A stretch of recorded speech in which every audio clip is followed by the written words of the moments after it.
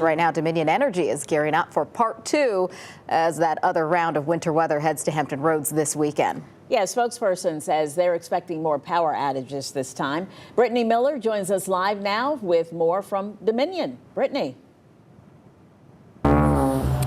Janet, Dana, a Dominion spokesperson says this weekend will be different because of those strong winds that our weather team has talked about, which can impact their restoration times. That spokesperson saying wind is unpredictable. Now, Sharice Newsom described how wind gusts can blow a tree branch into a power line or break large branches that fall onto power lines, which is the #1 cause of wind-related outages, especially if you're living near a wooded area. Now, if winds are 35 miles or higher, crews can't go into bucket trucks to work on power lines.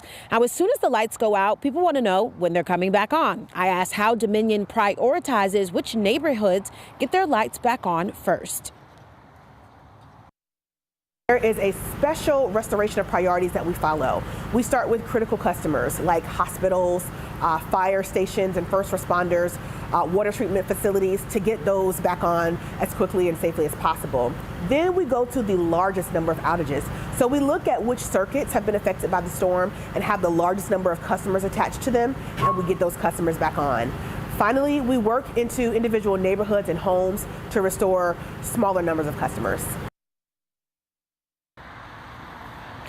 According to Newsom, Hampton Roads didn't have as many outages as they were anticipating last weekend, but the outages that did occur were extended outages that turned into multi-day efforts for crews. So ice played a major role in that. Electricity would be restored and then ice would build up on power lines, causing a second outage. So there was a lot of back and forth. Now, it's only Thursday, but earlier today, crews here at Dominion were already getting ready. They are preparing with this second round of weather heading our way for more outages than last weekend. Reporting live in Norfolk, Brittany Miller, 13 News Now.